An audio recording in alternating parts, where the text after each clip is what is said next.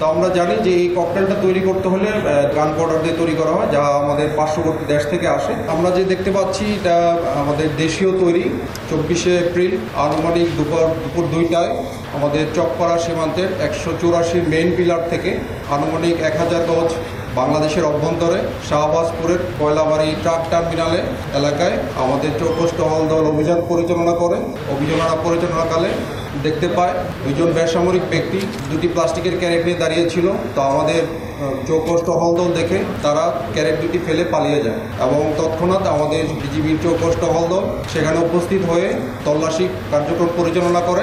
তল্লাশি করে দেখতে পায় একটি ক্যারেটে লাল টেপে স্কচ টেপে মোড়ানো 99টি ককটেল এবং আরেকটি ক্যারেটে 40টি পেট্রোল বোমা দেখতে পাই এবং আমরা পেট্রোল বোমা এবং দেশীয় ককটেল দেখতে পেয়ে আমাদের টহল দল আমাদের সীমান্ত ফাঁড়িতে নিয়ে যায় এবং আমরা এই আটককৃত ককটেল এবং বিস্ফোরক দ্রব্যাদি আজ আমরা শিবগঞ্জ থানায় জিডি করত হস্তান্তর করা হয়। ধন্যবাদ সবাই।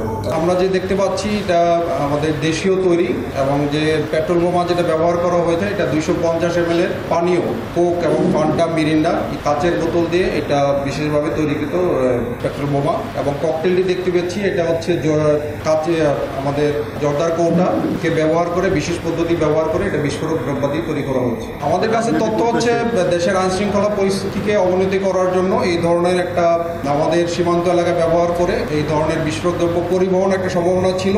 তো সেই পরিবহনের আমরা যে তথ্যটা পেয়েছি সেই তথ্যকে আমরা মাথায় রেখে আমরা দীর্ঘ কয়েকদিন আমাদের গোয়েন্দা তৎপরতা চালু রেখেছি এবং ফাইনালি আজকে আমাদের বিজেপি সেটা সাকসেস হয়েছে। না, এটা ভারত থেকে না, এটা দেশীয় তৈরি, আমাদের সীমান্ত এলাকায় এটা তৈরি করা হয়েছে এবং আমাদের সীমান্ত এলাকা ব্যবহার করে এটা পরিবহন হচ্ছিল। যে তথ্য ছিল এটা চাঁপাইনবাবগঞ্জ থেকে রাজশাহী হয়ে বিভিন্ন জায়গায় এটা পরিবহন হবে। এই ব্যাপারে কারা তৈরি করছে এই ব্যাপারে আমাদের অন্যান্য আইনশৃঙ্খলা বাহিনী যারা রয়েছে, পুলিশ, র্যাব এবং অন্যান্য গোয়েন্দা সংস্থা, তাদের সাথে আমরা শেয়ার করেছি। অতিগ্র এই ব্যাপারে সবাই মিলে তারাও একটা অভিযান পরিচালনা করবে বলে আমি বিশ্বাস করি। এই দেশীয় তৈরি যে ককটেলটা এটাও আমরা নতুন দেখতে পেয়েছি। তো আমরা জানি যে এই ককটেলটা তৈরি করতে হলে গান পাউডার দিয়ে তৈরি করা হয়, যা আমাদের পার্শ্ববর্তী দেশ থেকে আসে। ইতিপূর্বে আমাদের 59 বিজিবি কর্তৃক আমরা বিপুল পরিমাণ বিস্ফোরক আটক করেছি এবং আমাদের এই ধরনের আটক এবং বিস্ফোরক হোক ককটেল হোক, আমাদের এই ধরনের আভিযানিক কার্যক্রম সবসময় চলমান থাকে।